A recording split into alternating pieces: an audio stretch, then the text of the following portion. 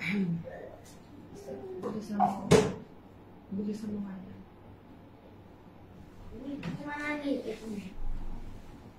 Fatimah.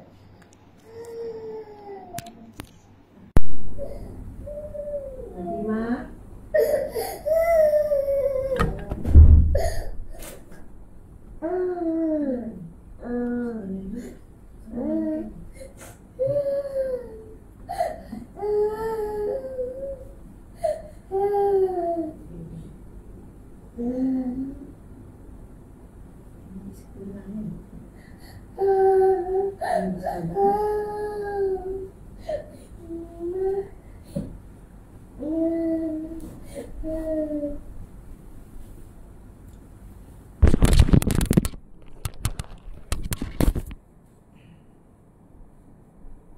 Jom, jom, jom. Fatimah salam ni. Fatimah pergi sekolah je. Kan? Seronok kan pergi sekolah kan? Best kan? Ada kawan-kawan. Mari Fatimah. Salam ni. Okay. Sekolah. Okay.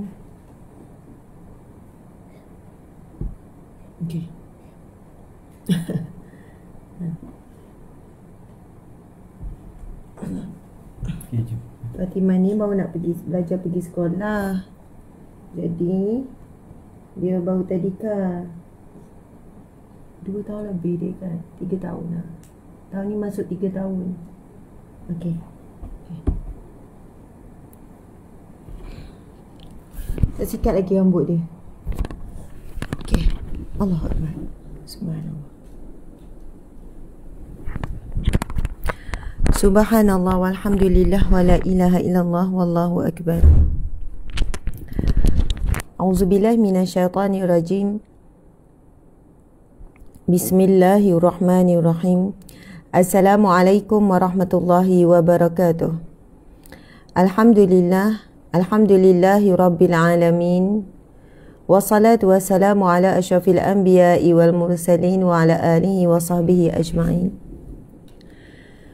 Selamat pagi, salam kasih, salam hormat, salam sayang buat sahabat semua. Semoga rahmat Allah, barakah Allah, perlindungan Allah ke atas kalian dan ke atas saya juga. Alhamdulillah, muslimin muslimat dimati Allah sekalian. Bertemu kembali kita dalam kuliah Riyadhus Shalihin siri yang ke-146. Masya Allah, apa khabar semua? Dan anda hadir daripada mana? Subhanallah, alhamdulillah, muslimin muslimat dimati Allah sekalian. Alhamdulillah, sama-sama kita ucapkan kalimah alhamdulillah. Walau di mana anda berada saat ini, walau apa jua anda buat, marilah sama-sama lidah kita menyebutkan kalimah alhamdulillah. Alhamdulillah ya Allah, alhamdulillah. Alhamdulillah Allah masih hidupkan kita sampai saat ini. Alhamdulillah di atas segala ujian Allah yang telah mendekatkan kita kepada Allah. Di atas segala ujian Allah yang telah menjadikan kita hamba-Nya yang meminta dan bergantung kepada Allah. Alhamdulillah di atas ujian Allah yang membuatkan kita rasa memerlukan Allah dalam hidup kita. Alhamdulillah di atas segala ujian yang Allah berikan daripada sejak kita kecil sehingga saat ini. Dalam pelbagai bentuk ujian. Ada ujian yang datang daripada hasil daripada kesilapan, keputusan dan langkah kita sendiri, sikap kita, kecuaian dan lain-lain. Ada ujian yang datang daripada di luar kawalan. Bukan daripada tindakan-tindakan kita yang salah dan sebagainya. Ada ujian yang datang dalam bentuk kesihatan, dalam bentuk harta, dalam bentuk perbuatan, perkataan, pelbagai bentuk ujian. Alhamdulillah, kerana di atas segala ujian yang Allah telah tetapkan, yang Allah telah berikan, Allah beri dalam kadar yang kita mampu hadapi. Ramai di kalangan kita, termasuk saya, kadang-kadang bila ujian tu terlalu berat, kita akan sebut apa? ujian ni berat sangat, saya tak mampu, saya tak kuat. Saya tak kuat ujian yang sebegini, saya tak mampu. Tetapi Allah Subhanahu Wa Taala telah pun berfirman di dalam Al-Quran, sebelum kita lahir lagi, sebelum ujian itu berlaku, Bismillahirrahmanirrahim. La yukallifullahu nafsan illa usaha. La yukallifullahu nafsan illa usaha. Tidak akan menimpa nafsan, tidak yukallifu, tidak akan menimpa, tidak akan dibebankan nafsan, setiap jiwa ataupun yang bernyawa ataupun fokusnya kepada manusia, la yukallifullahu nafsan illa wus'aha, kecuali mengikut kadar kemampuan, kadar kesanggupan.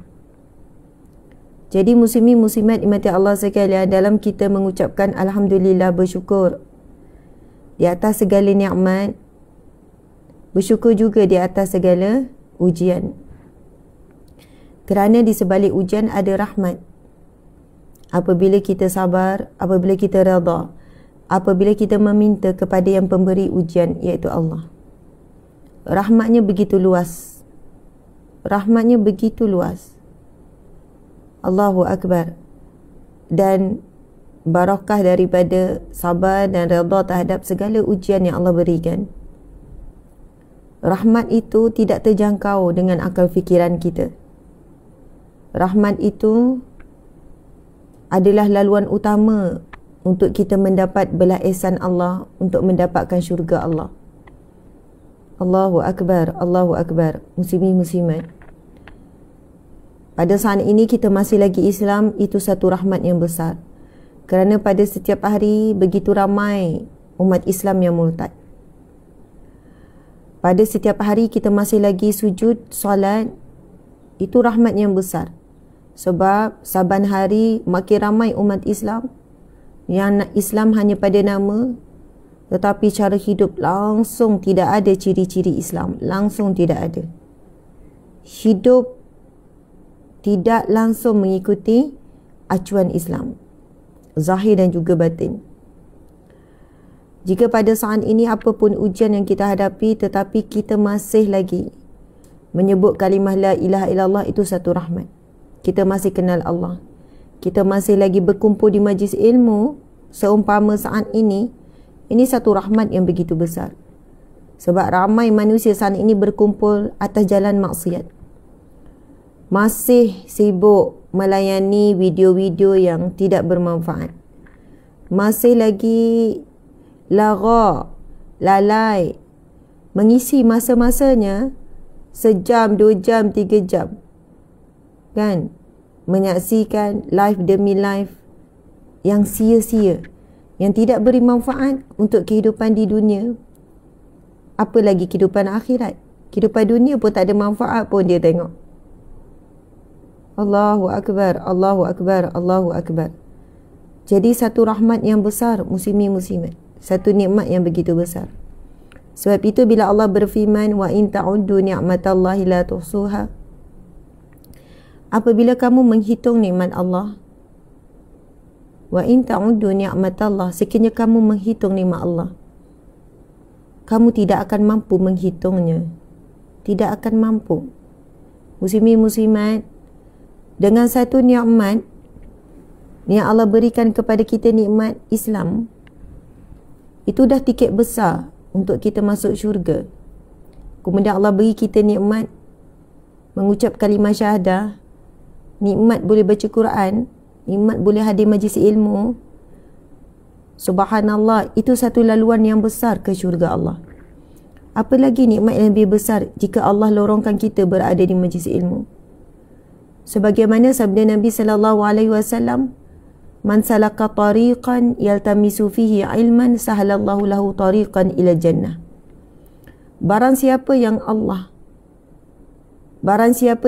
permudahkan baginya, barang siapa yang melazimi ataupun menempuh perjalanan menuju ke majlis ilmu, sahalallahu lahu, Allah akan permudahkan baginya jalan-jalan tariqan ila jannah, jalan-jalan ke syurga. Muslimin muslimat, apabila ada iklan, sponsor, FB dan sebagainya. Tips-tips ataupun kursus-kursus, program-program untuk laluan berjaya, kaya raya, jutawan. Sekian-sekian. Ramai yang berpusu-pusu. Lagi-lagi kalau percuma. Tetapi untuk kursus-kursus seumpama itu, laluan-laluan kejayaan dunia, orang sanggup bayar walaupun 1,000, 2,000, orang sanggup bayar walaupun 20,000, tuan-puan sekalian. Salah ke? Tak salah. Selagi mana dia buat dengan cara yang betul, dia uruskan kekayaan dengan betul dan tahu kepada siapa yang patut dia perhambakan diri. Bukan salah jadi kaya, yang salah adalah jadi hamba kekayaan. Dia lupa dia hamba Allah. Yang memberi kekayaan adalah Allah, ya Ghani ya Muni. Allah Maha Kaya dan memberikan kekayaan. Salah ke jadi masyhur, jadi glamour, jadi popular? Tak salah. Yang salah bila dia jadi hamba kepada populariti, hamba kepada kemasyhuran. Dia sanggup buat apa saja untuk kekal relevan, kekal popular, kekal masyhur. Dia sanggup buat apa saja untuk menarik perhatian. Dia jadi hamba. Dia jadi hamba kepada kemasyhuran. Dia lupa dia hamba Allah. Ada peraturan dia perlu ikut. Ada syariat yang mengikat. Salah ke ustazah nak jadi sador? Nak jadi sador. Lelaki hari ni ramai gila-gila nak jadi sador. Dah sador, ujian pula asyik nak tunjuk kesadoran. Pakai baju kecil, pakai baju ketat, pakai singlet, pakai singlet. Buat live, buat itu, buat ini, buat harian. Astaghfirullahalazim, astaghfirullahalazim.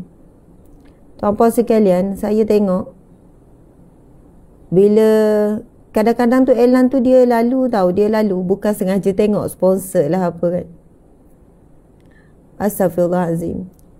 Artis ke tak artis ke, founder ke tak founder ke, orang biasa ke apa ke kan. Masya Allah, komen tu komen-komen lucah banyak. Kita kalau dah sampai tahap komen lucah, walaupun kita katakan tak aurat, siapa kata tak aurat?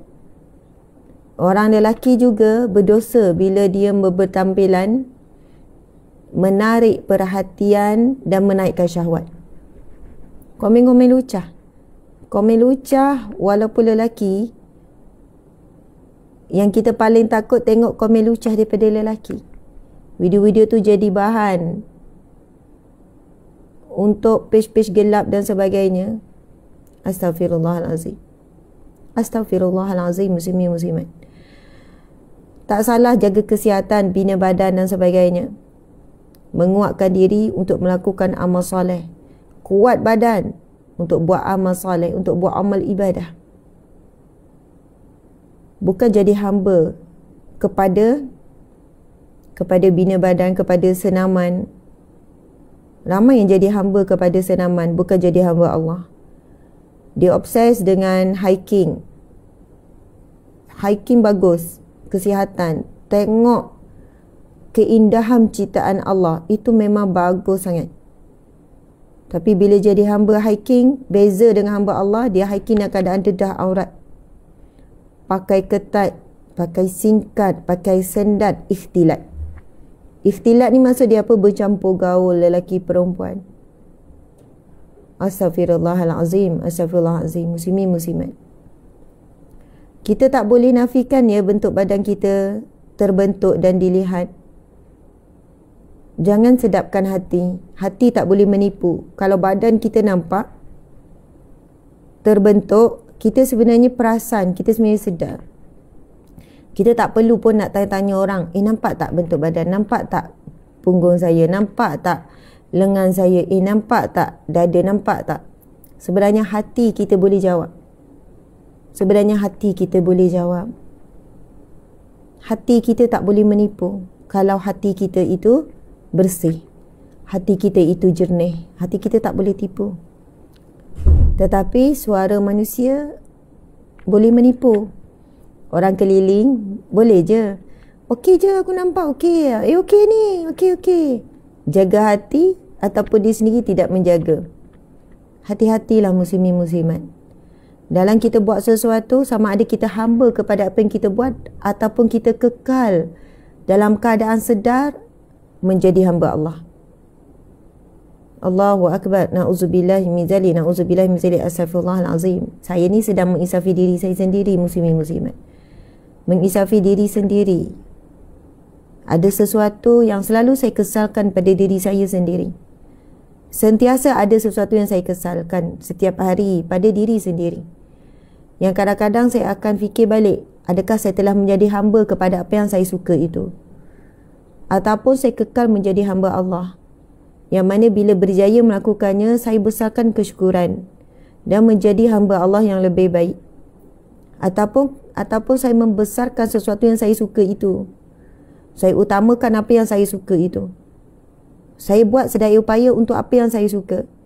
Tetapi bila solat, saya buat ala kadar.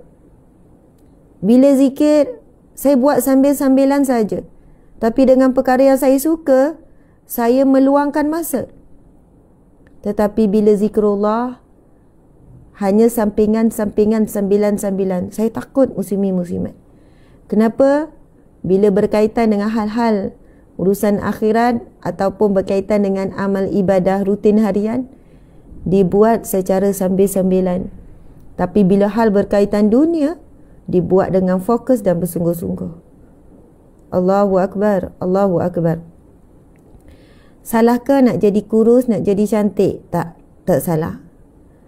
Sebenarnya tak kurus ataupun cabi pun comel. Kena jaga kesihatan, biar cergas, pandai jaga penampilan, comel. Tapi mungkin ada ujian sikit, badan cepat penat, lutut cepat sakit. Belum lagi sampai usia yang sepatutnya sakit lutut, mungkin dah sakit. Bukannya kata semua orang suka kurus. Ada yang suka cabi-cabi. Jangan kecil hati ya, saya sebut cabi, saya tak tahulah apa kataan apa. Ya, betul. Obses nak cantik, nak itu, nak ini. Jangan jadi hamba kepada kecantikan sampai melanggar batasan syariat. Buat macam-macam prosedur yang tidak syar'i. Allahu Akbar, astaghfirullahalazim. Makan macam-macam produk, pakai macam-macam. Bertabarus dengan tabarus jahiliyah. Haram hukum dia. Memakai sesuatu yang menarik perhatian lelaki ajnabi. Kita tak boleh menipu, kita tahu. Ada kata saya pakai untuk diri sendiri. Tapi tujuannya bila lelaki memandang, lelaki memuji, wanita-wanita kawan-kawan memuji, hati rasa berbunga-bunga dan seronok, gembira, terbuai dengan pujian. Orang puji mata, orang puji bibir, orang puji sekian-sekian. Muslimin muslimat, Allahu Akbar, Allahu Akbar. Jika kita tidak buat sesuatu untuk menarik perhatian lalu dipuji, ia lebih mudah diuruskan. Ia lebih mudah diuruskan. Faham maksud saya? Pujian adalah satu ujian. Pujian adalah satu ujian. Jika kita tidak buat sesuatu untuk menagih pujian, maka hati kita lebih mudah untuk diuruskan daripada perasaan riak, takabur, ujub dan sebagainya. Tetapi jika memang kita buat sesuatu, Allah paling tahu dan kita tidak boleh menipu hati kita untuk menagih pujian, untuk berpenampilan yang menarik, maka sangat sukar untuk dijaga hati. Sebab ia sudah bercampur dengan perkara-perkara yang syubhah, perkara yang haram dan pelbagai lagi lah muslimin muslimat. Masya Allah, Alhamdulillah.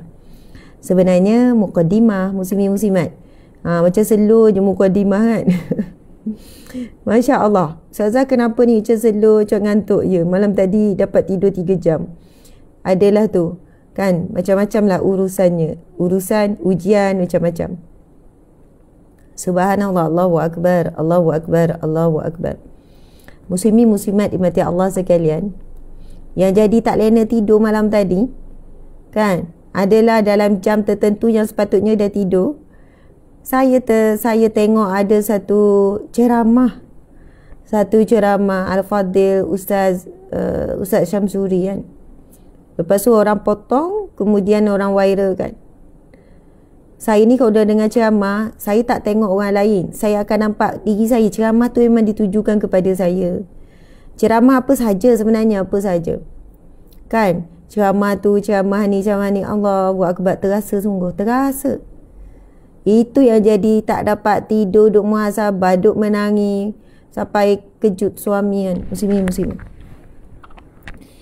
Allahu Akbar. Nantilah kan isi ceramah tu memang saya kena maksud saya lah betul apa yang Ustaz Syamsi sebut tu. Jadi saya kena buat tindakan-tindakan segera supaya teguran yang dibuat oleh para ustaz, ustazah memang teguran tu umum. Tapi saya mengambil apa saja teguran yang baik adalah untuk diri sendiri. Itu yang kalau kadang-kadang tu dah terasa terpukul ke apa tu, mulalah tak dapat tidur, berfikir dan buat beberapa tindakan. Macam itulah muslimin-muslimat. Allahu Akbar. Jadi mukadimahnya begitulah muslimin-muslimat. Saya sebenarnya mulakan dengan mukadimah alhamdulillah syukur. Syukur sekiranya kita masih lagi merasa diri kita hamba Allah. Itu satu rahmat. Sebab hari ini ramai manusia menjadi hamba kepada dunia. Dunia ini besar maksud dia. Dunia ini luas. Kalau sebut hamba dunia orang tak nampak. Tapi bila kita detailkan tadi, ramai jadi hamba kepada kemasyhuran. Dia buat apa saja untuk masyhur. Ada jadi hamba kepada dunia kecantikan, kepada nak itu nak ini. Ada jadi hamba emas. Hidup dia duk fikir kumpul emas. Muslimat sekalian, bila raya tahun ni saya rasa takut tengok. Mungkin sebab Aisinar ke wallahualam. Masing-masing beli emas besar-besar gedabak, besar-besar. Masya Allah, Allahu Akbar. Pakai penuh penuh lengan, jari, rantai panjang-panjang. Tak tahulah kot pasang tali kat belakang, tak tahu. Subhanallah muslimin muslimat. Tak salah wanita memakai perhiasan. Tak salah wanita pakai perhiasan. Kawan-kawan, sahabat-sahabat, jangan marah. Boleh pakai perhiasan. Saya pun suka pakai. Saya suka pakai. Tapi kadang-kadang selalunya saya akan pakai kat dalam lah sorok. Pakai kat luar boleh tak? Boleh. Sahabat-sahabat, perhiasan wanita ni boleh pakai. Tapi bersederhana. Sederhana tu indah. Kita pilihlah saiz yang sederhana dan jumlah yang sederhana. Bila berlebihan, boleh jadi tabaruj, menarik perhatian. Bila menarik perhatian, dia menarik pandangan-pandangan yang iri hati, hasad, dengki. Bukan semua pandangan mata itu pandangan yang baik. Alah Ustazah, saya bukan niat nak menunjuk. Saya bukan niat ni. Memang bukan niat. Tapi perbuatan itu menunjuk. Perbuatan itu. Hati ya, mungkin betul. Dia kata, saya tak niat langsung nak nunjuk-nunjuk ke apa. Ni penuh ni. Sini dua, sini besar. Penuh. Kata untuk kepuasan saja, untuk kepuasan. Ya betul, untuk kepuasan. Untuk diri sendiri. Ya betul. Bolehlah kita pakai mungkin di rumah. Tetapi bila di khalayak ramai, mungkin kita kurangkan sikit. Kita buka sikit. Pakai yang sederhana. Sebenarnya sederhana tu nice, cantik. Bila pakai sederhana, tangan wanita tu jadi nampak cantik. Sungguh betul, nampak cantik. Betul hati tak niat. Oh, ada yang tanya rumah Ustazah pun cantik, tak menunjuk ke? Ini belakang ni. Oh, okey. Background ni, background ceramah. Oh, gitu. Jadi kita kena tukar background biasa. Background lain. Okey, subhanallah. Kami tak pernah tunjuk rumah kan. Wallahu a'lam. Background ni ada pihak yang bagi sponsor. Sama juga dengan background live dekat apa? Sebenarnya dia dinding putih kosong tu. Betul? Dinding putih kosong. Lepas tu ada pihak yang selalu saya buat live kan. Dia kata nak bagi waist coating. Dia pasang waist coating.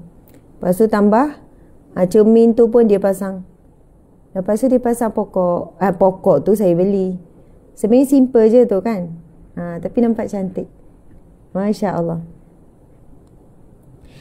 Bukan saya kata menunjuk-nunjuk. Saya tahu niat bukan tak menunjuk.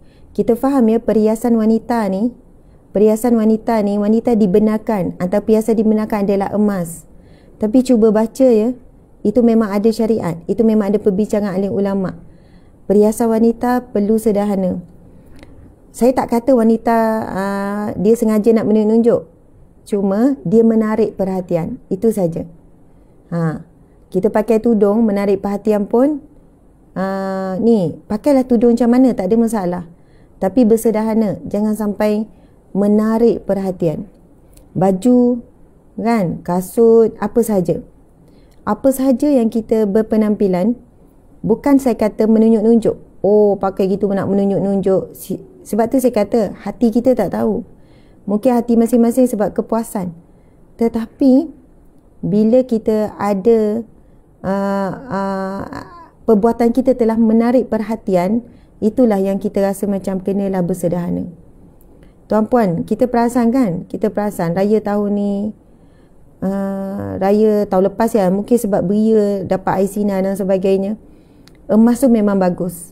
Bagus jadi simpanan. Tetapi kita mungkin boleh pakai gila-gila macam tu lah kan. Bukan pakai semua sampai penuh.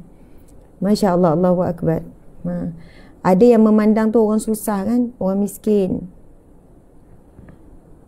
Background kena cantik, yang mendengar ceramah dan melihat ada tarikan untuk mendengar. Ya, terima kasihlah pula. Ya, memang gitu kan. Yang dengar ni bukan semua follower, yang dengar hadir ni ramai juga haters. Sebab itu banyak juga emoji marah, emoji tak suka. Biasa saja, lagi background. Ya, tak apa. Ada juga wanita tak minat. Okey, Alhamdulillah. Okey, muslimin muslimat dimati Allah sekalian. Panjang pula mukadimah. Tapi sebenarnya dah masuk kuliah lah. Dah masuk apa kita panggil ni. Sebelum ni kita start 7.30. Saya baru mula balik. Masa Ramadan je kita start pukul 7. Sebelum ni kita start 7.30 habis 8.30. Tapi kita maklumkan, dan makluman ni baru saja dimaklumkan semalam, kita akan teruskan kuliah Riyadhus Shalihin kita jam 7 hingga jam 8. Kita akan teruskan kuliah Riyadhus Shalihin kita jam 7 hingga jam 8. Jadi, Masya Allah, siapa yang baru masuk, mungkin ada yang baru tahu. Oh, Ustazah baru start. Ustazah dah start pukul 7. Itulah maklumannya ya. Jadi, subhanallah, sahabat-sahabat yang dah masuk, sahabat-sahabat yang dah hadir, Alhamdulillah, Masya Allah. Saya rasa lama tak join ni. Ada yang kata Ustazah lama tak join live. Ya, kita cuti hari tu kan. Subhanallah. Jadi kita start balik. Ada orang tak tahu, dia masuk 7.30 juga. Dia ingat kita baru mula. Tapi untuk maklumat semua, kita mula jam pukul 7 ya. Kalau dulu ya 7.30. Okey, muslimin muslimat, insya-Allah sama-sama. Saya tengok dah makin ramai. Ramai juga, Masya-Allah. 4.3 ya. Oh, di FB 4.3 sebab dekat sini tak ada nampak. Ini 1.6. Okey. Sahabat-sahabat, walau di mana anda berada, jom kita mula sama-sama membaca Al-Fatihah 10 ayat awal dan 10 ayat akhir Al-Kahfi. Siapa yang tak dapat baca, anda sedang bawa kenderaan ke, sedang buat apa, tak hafal ke, ni ke apa, anda boleh dengar. Dengar pun dah dapat pahala. Gitu. Okey, bismillahirrahmanirrahim. A'udzubillahi minasyaitonirrajim. Bismillahirrahmanirrahim. Alhamdulillahi rabbil alamin. Ar-Rahmanir-Rahim. Maliki yaumiddin. Iyyaka na'budu wa iyyaka nasta'in. Ihdinas siratal mustaqim. Siratal ladzina an'amta 'alaihim ghairil maghdubi 'alaihim waladdallin. Amin. Bismillahirrahmanirrahim. Alhamdulillahilladzi anzala ala 'abdihil kitaba wa lam yaj'al lahu 'iwaja qayyiman liyunzira ba'san shadidan min ladunhu wa yubashshiral mu'minin alladhina ya'maluna as-salihati anna lahum ajran hasana ماكثين فيه أبدا وينذر الذين قالوا اتخذ الله ولدا ما لهم به من علم ولا لآبائهم كبرت كلمة تخرج من أفواههم إن يقولون إلا كذبا فلعلك باخئ نفسك على آثارهم إن لم يؤمنوا بهذا الحديث أسفا إنا جعلنا ما على الأرض زينة لها لنبلوهم أيهم أحسن عملا وإنا لجاعلون ما عليها صعيدا جرزا أم حسبت أن أصحاب الكهف والرقيم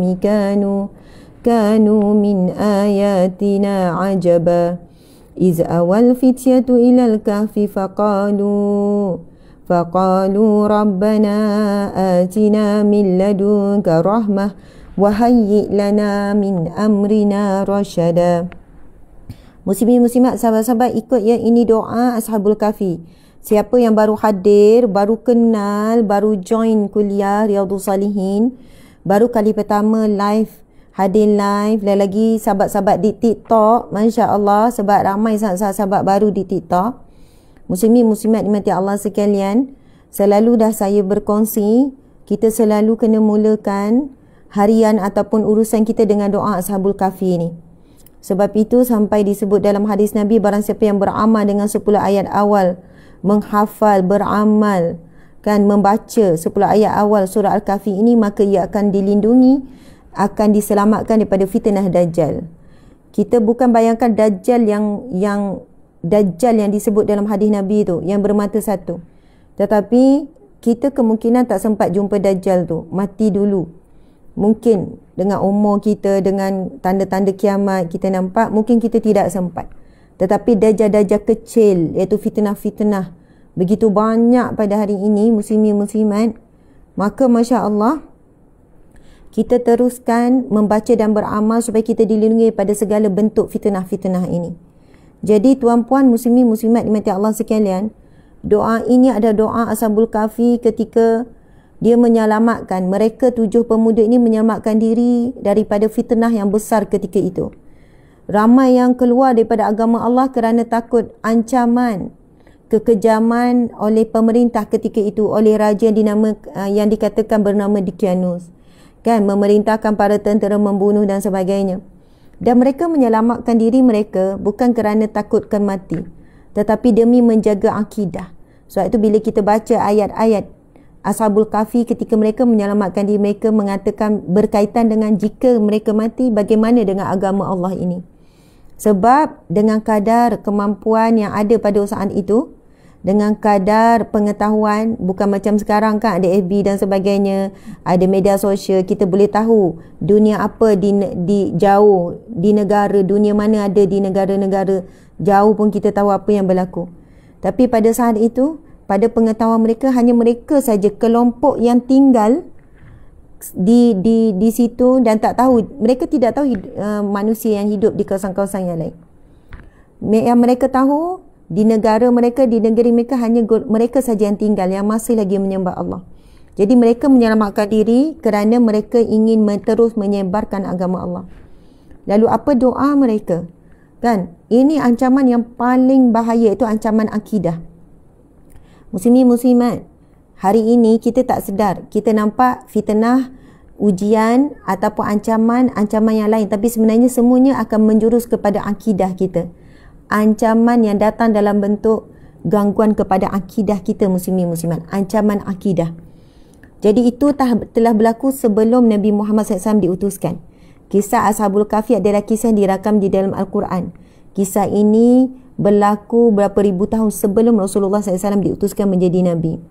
Jadi apa doanya dan dirakam di dalam Al-Quran? Rabbana, ayat yang ke-10 surah Al-Kahfi. Baca sama-sama muslimin muslimat. Rabbana atina min ladunka rahmah wa hayyi' lana min amrina rasyada. Rabbana atina min ladunka rahmah wa hayyi' lana min amrina rasyada. Rabbana atina min ladunka rahmah wa hayyi' lana min amrina rasyada. Wahai Tuhan kami, Rabbana, wahai Tuhan kami, atina, kurniakanlah kepada kami, min ladunka, daripada sisimu ya Allah, rahmatmu, wahayyi lana, dan sempurnakanlah bagi kami, min amrina, dalam setiap urusan kami, segala urusan kami ya Allah, rasyada, petunjukmu yang jelas, ilhammu yang benar ya Allah, bimbinganmu, pertolonganmu ya Allah, amin ya rabbal alamin. Itulah disebutkan dalam firman Allah, idh awal fityatu ilal kahfi. Fityah ini para pemuda, dan apabila para pemuda itu menuju kepada gua, faqalu, lalu mereka berkata, lalu mereka berdoa, Rabbana atina min ladunka rahmah wa hayyi' lana min amrina rasyada. Lalu Allah berikan ilham mereka ini menuju ke sebuah gua. Lalu Allah tidurkan mereka selama 300 tahun lebih. Dalam tempoh mereka tidur, Allah balikkan badan mereka. Sebab dia tak nak bedridden tu kan. Bedridden tu kan kalau orang stroke, kalau tidur lama-lama apa berlaku, kalau tidak dibolak-balikkan, tak dialih, dia boleh, daging-daging boleh busuk, daging-daging boleh rosak, kulit boleh rosak. Sebab perlu pengedaraan. Begitulah yang Allah ceritakan dalam surah Al-Kahfi, bagaimana dibolak-balikkan tubuh badan mereka, digerak-gerakkan oleh Allah, dan bagaimana Allah berikan kepada perut mereka tak rasa lapar dan tak rasa dahaga, sehingga mereka tidur 300 tahun lebih. Dan Allah menyebutkan, mereka menyangkakan bahawasanya itu adalah keajaiban, tetapi lebih banyak lagi keajaiban Allah. Muslimin muslimat, dengan doa itu Ashabul Kahfi, pemuda ini dijaga, dipelihara, diberi pertolongan, diberi perlindungan oleh Allah. Bayangkan jika kita pada hari ini beramal dengan doa ini, kita sangat memerlukan pertolongan Allah, perlindungan Allah. Perkara yang paling susah kita nak jaga hari ni, hati, lidah, jari kita untuk menulis. Muslimin muslimat, Masya Allah, Allahu Akbar. Pandangan mata kita, kan, kita suka untuk mencari-cari aib, mencari-cari kesalahan, mencari-cari kekurangan dan sebagainya pada orang lain. Kita susah untuk melihat pada diri kita sendiri. Muslimin muslimat, Allahu Akbar. Dalam fasa amar ma'ruf dan nahi mungkar, kita perlu menyampaikan, kita perlu menyampaikan teguran. Teguran itu bukan mencari salah orang. Ramai orang marah saya, Ustazah ni asyik cari salah orang je, kan, asyik cari salah orang je sibuk cari salah orang, salah sendiri tak cari. Ya betul, memang selalu saya kena marah macam tu. Sebab kan bila kita buat nahi mungkar, kita bagi teguran, kita bagi peringatan, kan. Subhanallah, ada yang jumpa depan-depan, Ustazah saya daripada dulu memang benci Ustazah, cakap depan-depan benci. Ustazah lalu je memang benci. Lepas tu tapi adalah perkara yang berlaku, lepas tu dah tak benci. Alhamdulillah, saya kata tak apa, ramai je yang benci saya okey. Mudah-mudahan daripada kebencian itulah menyebabkan ada satu perasaan lain yang Allah akan beri selepas itu, kan, perasaan lain yang Allah beri. Mudah-mudahan kebencian itu menjadi asbab satu perjalanan yang baik selepas itu. Mudah-mudahan begitu muslimin muslimat. Masya Allah, dalam para pendakwah ataupun asatizah buat kerja-kerja nahi mungkar, Masya Allah. Contoh malam tadi saya dengar ceramah Al-Fadhil Ustaz apa? Ustaz Syamsuri. Saya tak rasa dia mencari, ataupun mana-mana penceramah, saya tak rasa mereka mencari aib ataupun suka mencari-cari kesalahan orang. Walaupun saya terasa dan saya muhasabah diri berkaitan dengan pengurusan dana awam dan sebagainya. Bila saya baca penulisan-penulisan orang berkenaan dengan pengurusan NGO dana awam, itu yang saya paling takut, iaitu melibatkan duit dana awam. Walaupun kita dah cuba sedaya upaya buat yang terbaik untuk menguruskan dana awam, fitnah orang kata saya ambil persen, contoh kan, ambil persen, Ustazah tu dah ambil persen. Tak ambil. Kami tak pernah ambil persen. Saya pernah nak diberikan persen-persen ni oleh pihak-pihak. Masa mula-mula naik dulu, Ustazah buat pengumuman gini-gini, Ustazah dapat persen gini. Masa tu saya tak tahu saya nak dapat persen, tapi orang nak bagi kan, tiba-tiba banyak tanpa sekian. Tak boleh nak sebut berapa jumlah banyak. Banyak sangat lah. Banyak sangat. Saya tanya ni duit apa? Ini persen Ustazah cari sumbangan ni sekian-sekian. Saya kata duit ni daripada mana? Duit daripada sumbangan orang juga. Memang boleh Ustazah. Persen ni memang hak. Persen ni yang Ustazah boleh ambil. Saya kata guna duit orang. Guna duit orang. Saya tanya duit orang ramai tu. Sama juga dengan banyak pertubuhan, banyak yayasan, banyak NGO yang minta saya jadi duta, minta saya buat pengumuman, minta saya sekian-sekian. Akan dibayar bulanan 15,000 contoh. 10,000 setiap bulan akan dibayar. Buat je video 2, 3, 5 minit, 10 minit. Minta maaf lah ya, saya takut jadi fitnah kepada orang yang tak buat. Tapi bila saya dengar ceramah Ustaz Syamsul malam tadi, ya Allah, saya ingat benda tu memang betul berlaku. Saya tolak semua, sebab tu saya tak ada duta mana-mana. Saya tolak. Saya takut. Dan kenapa Ustazah buat NGO juga? Orang lain buat NGO, dia nak buat NGO. Saya kena fitnah, saya kena kata, kena kecam, bukan sedikit ya, berkenaan dengan NGO. Sebenarnya kenapa akhirnya buat NGO sendiri?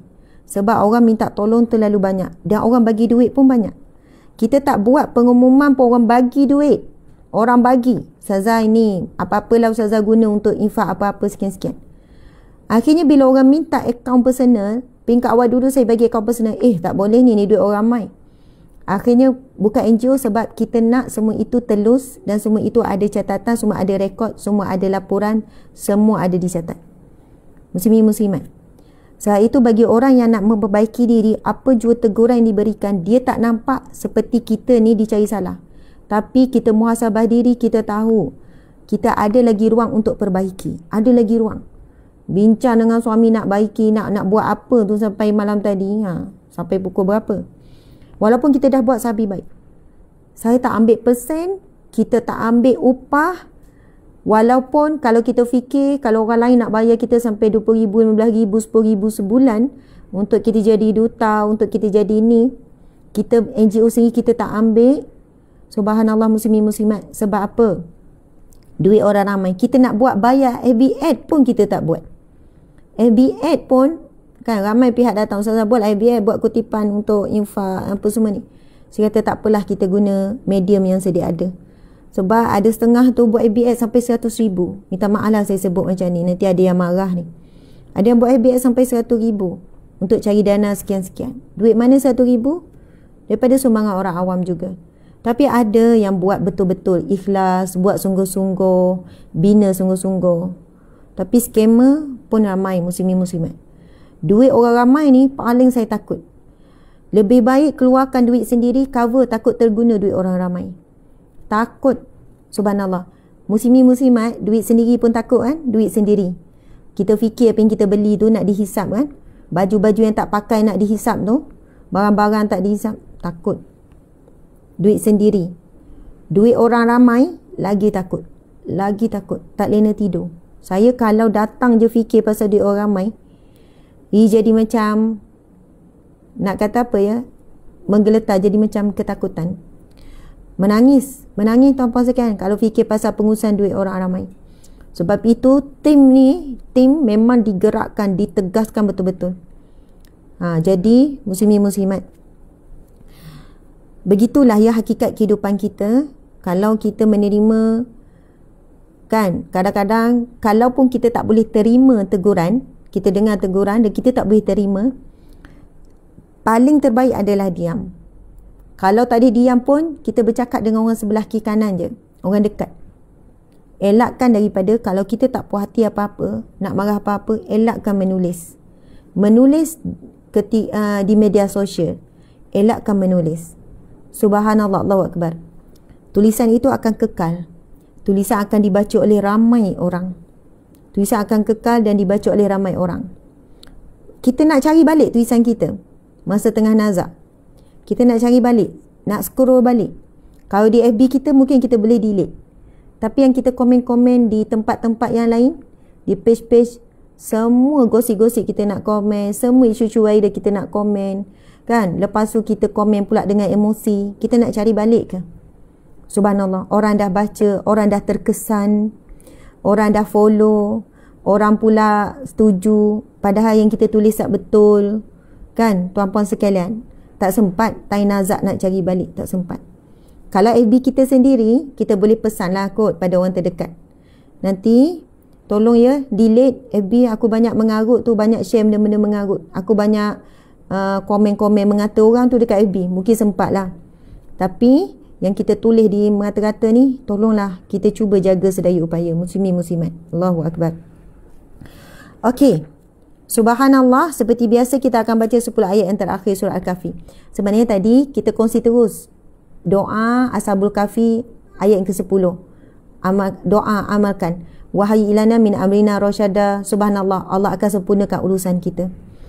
Okey. 10 ayat yang terakhir pula. Ini pun untuk selamat daripada fitnah Dajjal. Ini juga disebut dalam hadis Nabi. Auzubillah minasyaitanirrajim. Ustazah, saya mampu beramal 10 ayat awal je. Alhamdulillah, itu pun dah bagus sangat. Tapi kalau mampu baca dua-dua, itu lagi bagus. Sebab hadis Nabi sebut dua-dua. Ada hadis Nabi sebut tentang 10 ayat awal, ada hadis Nabi sebut tentang 10 ayat akhir. Tapi yang paling kuat, maksudnya yang lebih kuat adalah 10 ayat awal. 10 ayat akhir ni juga dalam hadis yang sahih. Subhanallah. A'udzubillahi minasyaitanirrajim. Wa aradna jahannama yawma idzin lil kafirina 'arda alladzina kanat a'yunuhum fi ghita'in an dzikri wa kanu la yastati'una sam'a أفحسب الذين كفروا أن يتخذوا عبادي من دوني أولياء إنا أعتدنا جهنم للكافرين نزلا قل هل ننبئكم بالأخسرين أعمالا الذين ضل سعيهم في الحياة الدنيا وهم يحسبون أنهم يحسنون صنعا أولئك الذين كفروا بآيات ربهم ولقائه فحبطت أعمالهم فلا نقيم لهم يوم القيامة وزنا ذلك جزاؤهم جهنم بما كفروا واتخذوا آياتي ورسلي هزوا إن الذين آمنوا وعملوا الصالحات كانت لهم جنات الفردوس نزلا خالدين فيها لا يبغون عنها حولا قل لو كان البحر مدادا لكلمات ربي لنفد البحر قبل أن تنفد كلمات ربي ولو جئنا بمثله مددا قل إنما أنا بشر مثلكم يوحى إلي أنما إلهكم إله واحد فمن كان يرجو لقاء ربه فليعمل عملا صالحا ولا يشرك بعبادة ربه أحدا. Sadaqallahul azim. Asma'ul husna, sahabat-sahabat muslimin muslimat. Nas'aluka ya man huwa Allahu alladhi la ilaha illa huwa ar-rahmanur rahim al-malikul quddusus salamul mu'minul muhaiminul azizul jabbar المتكبر الخالق البارئ المصور الغفار القهار الوهاب الرزاق الفتاح العليم القابض الباسط الخافض الرافع المعز المذل السميع البصير الحكام العدل اللطيف الخبير الحليم العظيم الغفور الشكور العلي الكبير الحفيظ المقيت الحسيب الجليل الكريم الرقيب المجيب الواسع الحكيم الودود المجيد الباعث الشهيد الحق الوكيل القوي المتين الولي الحميد Al-Muhsil Mubdi'ul Mu'id, Al-Muhyil Mumitul Hayyul Qayyum, Al-Wajid Al-Majid, Al-Wahidul Ahadus Samadul Qadirul Muqtadir, Qadimul Muakhirul Awalul Akhir, Az-Zahirul Batinul Walil Muta'alil Baru Tawwab, Al-Muntakimul Afu Ra'uful Malikul Mulki Zul Jalali wal Ikram, Al-Muqsitul Jami'ul Ghaniyul Mughniyul Mani'ud Dar, An-Nafi'un Nurul Hadil Badi'ul Baki, Al-Warisur Rashidus Saburul Ladzi Laisa Kamislihi Syai'un wa huwa Sami'ul Basir. Allahumma salli afdala salati ala as'adil makhluqati ka sayyidina Muhammadin wa ala alihi wa sahbihi wa sallim adada ma'lumatika dada kalimatika kullama dhakaraka dhakirun wa ghafala an zikrihil ghafilun. Subhanallah, alhamdulillah. Muslimin muslimat dimati Allah sekalian. Masya Allah. Korang semua tu lah dah banyak dosa lagi nak acah. Okey. Saya kan memang okey, ada yang nak sambung dengan romantik semalam. Saya kalau tengok komen di TikTok memang menguji sabar, menguji keimanan. Masya Allah. Di TikTok ni ada pelbagai umur dan ramai juga follower yang baru. Di FB ni dia dah tenang. Maksudnya kebanyakannya adalah follower-follower yang dah sedia ada. Dan ramai orang yang dewasa. Jadi saya nak nasihatkan kepada sahabat-sahabat di TikTok macam ni. Kalau kalian nampak ada komen-komen yang pelik-pelik di TikTok, komen-komen yang kita rasa macam geramnya, abaikan saja. Sahabat-sahabat tak perlu berbalas, tak perlu balas. Subhanallah, tak perlu balas, buat tak tahu je. Saya pun sama. Macam tu ya. Okey, sekarang kita nak baca hadis. Okey, kita akan membacakan pada hari ini hadis yang ke-91 dalam kitab Riyadhus Salihin. Ia merupakan hadis yang kelima. Dalam bab apa ni muslimin muslimat? Bersegera melakukan kebaikan. Sekarang kita masuk siri yang ke-146. Betul Ustaz ya? Kuliah Riyadhus Salihin kita, ada yang baru masuk kuliah Riyadhus Salihin, maksudnya kuliah Taman Orang Soleh berdasarkan kitab ni, Riyadhus Salihin. Carilah kitab ni, belilah kat mana-mana. Riyadhus Salihin maksudnya Taman Orang Soleh oleh Imam Nawawi, kitab muktabar, kitab besar, mengumpulkan hadis-hadis yang sahih. Kan, firman-firman Allah daripada semua bab, menyentuh bab akidah, bab tasawuf, bab ibadah, menyentuh semua bab. Sebab itu dia antara kitab yang paling masyhur, antara yang paling masyhur digunakan oleh seluruh umat Islam di dunia.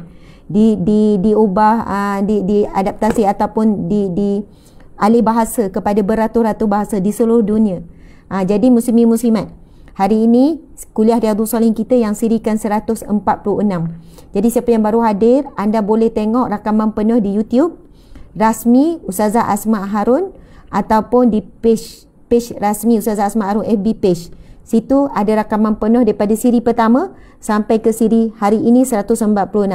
Dah pelbagai bab dah. Hari ini bab yang ke-10, iaitu masih lagi bab ke-10, bab bersegera melakukan kebaikan, menganjurkan orang menuju kebaikan agar menghadapinya dengan sungguh tanpa ragu.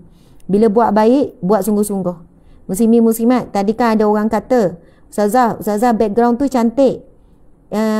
Dan dia tahu ini background kat rumah saya. Ustazah menunjuk-nunjuk. Ustazah tu tak menunjuk-nunjuk ke? Muslimin muslimat, siapa yang biasa follow saya daripada start awal dulu, sebelum background ni, saya daripada dulu bila live, background nombor 1, perkara yang paling penting. Masa dulu, masa ini ada orang bagi ni, orang bagi. Dia nampak kosong. Sebelum ni ingat tak, siapa yang follow saya daripada awal, kalau ingat, kalau Ustazah live penuh pokok kat belakang. Pokok kiri kanan ada, atas bawah. Padahalnya dia dinding kosong. Sampailah ada berapa ID kan, follower ID, datang office, datang pejabat. Dia kata, Ustazah bila banyak pokok kat belakang, saya kata saya nak bagi cantik. Saya punya sikap begitu, antaranya bila buat live mesti buat yang terbaik. Beli barang, beli alat-alat terbaik dan juga background nak bagi cantik supaya sedap mata memandang. tuan-puan sekalian, iklan TV tu, mereka nak buat iklan 5 minit tu, mereka berhabis sampai puluh ribu, ratus ribu untuk buat dapat iklan yang cantik. Kerana menarik pandangan mata untuk melihat. Subhanallah. Sebab itu saya kata pada tim, kita kena buat sehabis baik untuk kerja dakwah. Masa tu tak mampu. Kan? Tak terfikirlah nak buat waistcoating apa semua ni. Hias dengan banyak macam pokok. Tim ni, bila live ni ubah pokok ni. Sampailah ada yang kata, Ustazah buat background tu biar tenang, jangan banyak gangguan, kalau pokok 1-2 je. Walaupun suka sangat pokok sekalipun. Jadi Ustazah, saya nak sponsor waistcoating belakang. Saya kata buatlah, terima kasih. Dia terkosong sangat, lepas tu dia letak bunga lah, apalah. Sama juga dengan ni. Muslimin muslimat, sebab apa? Buat kebaikan, kalau orang buat kerja maksiat sungguh-sungguh, buat kerja dakwah lagi kena sungguh-sungguh. Orang iklan TV, program TV, saya selalu tiba program TV, bagaimana mereka nak buat background tu. Kadang-kadang rakaman 30 minit saja, tapi dia punya persiapan 2 jam, 3 jam sebelum rakaman tu. Kalau buat rakaman dekat luar studio, saya dah tahu dah. Kalau pergi kadang tunggu 2 jam, sebab kita nampak bagaimana dia set up lighting, bagaimana dia set up background, macam mana itu ini. Kadang dah rakam ulang balik. Nak kata muslimin muslimat, macam mana mereka berusaha sungguh-sungguh. Untuk rakaman 30 minit memakan masa sampai 3 jam. Set up begini-begini, tim begitu ramai, bawa peralatan macam-macam. Dia kata, Ustazah, kalaulah orang buat drama, buat yang mengarut-ngarut, program mengarut-ngarut, orang buat sungguh-sungguh Ustazah, mereka dibayar begitu mahal. Dan kami tahu para asatizah penceramah ni, ini adalah golongan walaupun orang kata selebriti, tetapi paling rendah bayaran. Muslimin muslimat, kalian ingat penceramah-penceramah yang keluar TV bayar mahal-mahal ke? Ingat mahal ke? Dan banyak yang keluar kuliah tu kosong, tidak ada bayaran. Ada yang pergi jauh-jauh kan, pergi ke ni dibayar 300. Bukan kata saya kata 300 tu sikit, tapi dengan masa, dengan komitmen yang diberikan, dengan kehadiran di set awal sekian-sekian. Ada orang ingat, Ustazah keluar TV, kaya raya, Bahmat. Sebenarnya duit tu dah tak jadi nilai, sebab dapat je bayaran berapa pun jumlah, saya dah tak tengok dah jumlah dan tak pernah tetapkan jumlah. Terus masuk ke akaun syarikat untuk bayar gaji pekerja. Itu asalkan gaji pekerja boleh bayar staf-staf yang buat kerja dakwah belakang. Tajuk kita ni menganjurkan kebaikan. Nak buat kerja baik zaman sekarang, subhanallah, lagi banyak mencabar daripada buat kerja tak baik. Nak buat kerja-kerja kebajikan, nak buat kerja-kerja dakwah, buat kerja baik ni lagi mencabar. Lagi banyak orang tak suka, lagi banyak musuh. Subhanallah. Berbanding orang yang buat kerja-kerja yang lara, orang dah tak heran, orang dah biar dah. Subhanallah. Jadi kita ni muslimin muslimat dalam bab apa? Bersegera melakukan kebaikan. Menganjurkan orang untuk melakukan kebaikan agar menghadapinya dengan sungguh tanpa keraguan. Buat sungguh-sungguh. Buat kebaikan tu dengan bersungguh-sungguh. Kita dah baca beberapa hadis yang bagaimana seseorang yang kelebihan orang yang menganjur dan fastabiqul khairat, yang bersegera melakukan kebaikan. Okey, sekarang kita sampai kepada hadis yang kelima dalam bab yang ke-10, yang merupakan hadis yang ke-91 dalam kitab Riyadhus Shalihin. Anda boleh tuliskan nota ya. Saya baca, sahabat-sahabat ikut. Ambil barakah membaca hadis Nabi. Bismillahirrahmanirrahim. Kuatkan sikit ya. An Anas radhiyallahu anhu anna Rasulullah sallallahu alaihi wasallam. Boleh ikut ya sahabat-sahabat semua. Akhadha sayfan yauma Uhud faqala man ya'khudhu minni hadha fabasatu aydiyahum kullu insanin minhum yaqul ana qala faman ya'khudhuhu bihaqqihi fa'ahjamal qawmu faqala Abu Dujanah radhiyallahu anhu ana akhudhuhu bihaqqihi fa'akhadhahu fafalaqa bihi hamal musyrikin Rawahu Muslim. Daripada Anas radhiyallahu anhu meriwayatkan bahawa Rasulullah sallallahu alaihi wasallam mengambil pedangnya pada hari perang Uhud. Kemudian beliau bersabda, Allahu Akbar. Anas bin Malik meriwayatkan bahawa Rasulullah SAW mengambil pedangnya pada hari perang Uhud. Pada hari perang Uhud, Nabi Muhammad SAW mengambil pedangnya. Kemudian beliau bersabda, siapakah yang mahu mengambil pedang ini daripada diriku? Nabi bersabda. Nabi pegang pedang Nabi bersabda, siapakah yang mahu mengambil daripada tanganku ini? Kan, pedangku ini daripada tanganku ini. Subhanallah. Kemudian para sahabat, sebab dalam ni dia tulis gitu. Lalu para sahabat pun berkata, lantas mereka menghulurkan tangan masing-masing. Sambil setiap orang daripada mereka berkata, aku. Maksudnya bila Nabi tanya, siapa yang nak ambil pedang daripada tanganku ini? Pedangku daripada tanganku ini. Lalu sahabat-sahabat berebut-rebut. Semua hulur tangan dan masing-masing sebut aku ataupun saya. Subhanallah. Siapakah pula yang mahu mengambilnya pedang ini dengan haknya? Tanya baginda. Orang ramai pun berhenti daripada menghulurkan tangan dan tidak berani mengambil pedang itu. Lalu adalah seorang yang menyebutkan, iaitu Abu Dujanah menyebutkan, saya sedia mengambilnya dengan haknya. Beliau pun mengambil pedang itu lalu bertempur habis-habisan dan membelah dengannya akan kepala orang-orang musyrik. Muslimin muslimat dimati Allah sekalian. Mereka pun terdiam. Selanjutnya Abu Dujanah berkata, saya dapat mengambil pedang itu dengan menunaikan haknya. Apakah hak pedang? Hak pedang adalah untuk dibawa ke medan perang. Masya Allah. Muslimin muslimat. Hadis ini menunjukkan kepada keberanian dan pengorbanan Abu Dujanah serta ketulusan hatinya dalam berjihad. Hadis ini tidak menunjukkan bahawa para sahabat yang lain bersifat penakut dan pengecut. Sebaliknya mereka berhenti dan tidak berani mengambil pedang tersebut kerana bimbang tidak mampu menunaikan syarat dan hak pedang Nabi itu. Pada kali pertama mereka menghulurkan tangan untuk mengambilnya kerana mereka hendak bertempur dengan pedang tersebut tanpa apa-apa syarat. Pada hadis ini terdapat galakan pada Rasulullah kepada para sahabat baginda agar lebih berkorban membunuh, mencegah dan menumpahkan musuh. Siapa yang memegang suatu tugas hendaklah melaksanakannya dengan sebenar-benarnya serta dengan tulus, benar dan jujur. Muslimin muslimat dimati Allah sekalian. Ketika kali pertama Nabi sebut, siapa yang nak ambil pedangku ini, pedang Rasulullah, ketika perang Uhud, Nabi hulurkan pedang Nabi SAW. Lalu semua para sahabat berebut-rebut, saya berebut. Lalu Nabi pun bersabda, siapa yang mahu mengambil pedang ini dengan menunaikan hak pedang ini?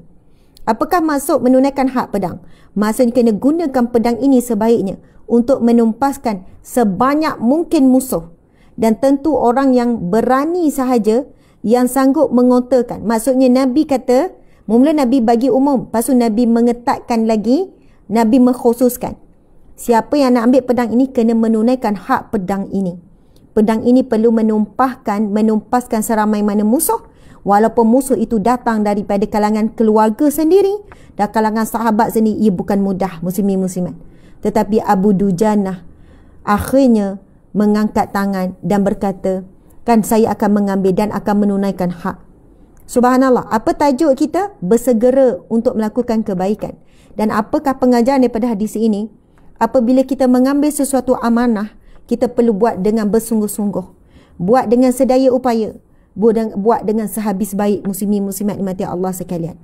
Muslimin muslimat, saya sendiri dari mewakili NGO Sahabat Amal Care, mewakili Yayasan Al-Hijrah, ingin mengucapkan jutaan setinggi terima kasih kepada tuan-puan muslimin muslimat yang tidak henti menyokong daripada pelbagai sudut.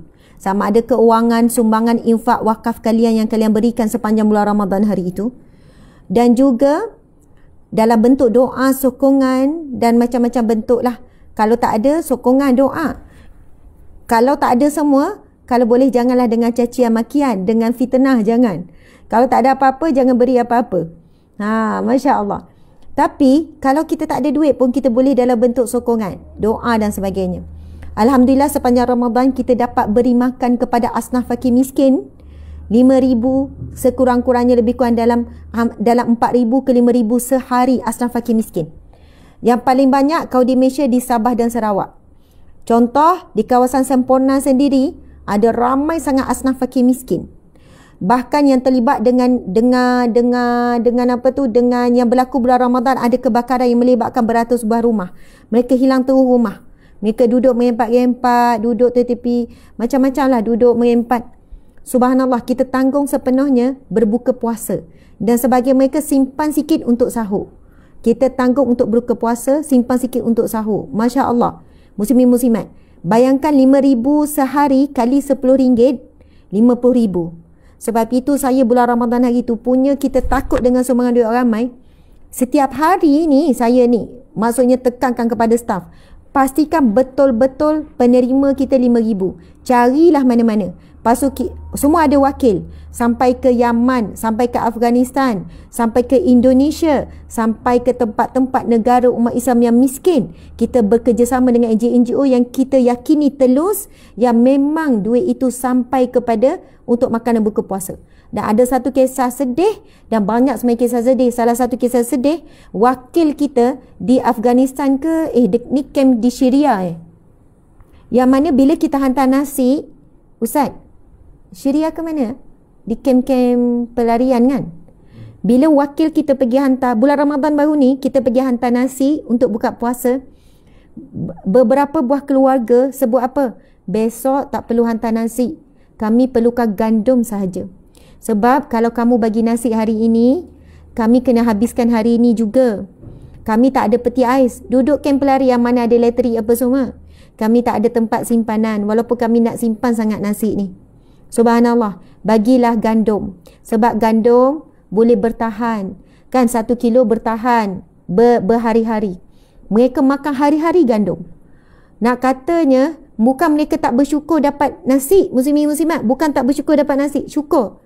Tapi sedih sangat bila mereka bagi tahu melalui kepada NGO kami, wakil kami, lepas ni hantar gandum. Biar kami kumpul gandum. Sebab habis Ramadan, orang dah tak hantar nasi.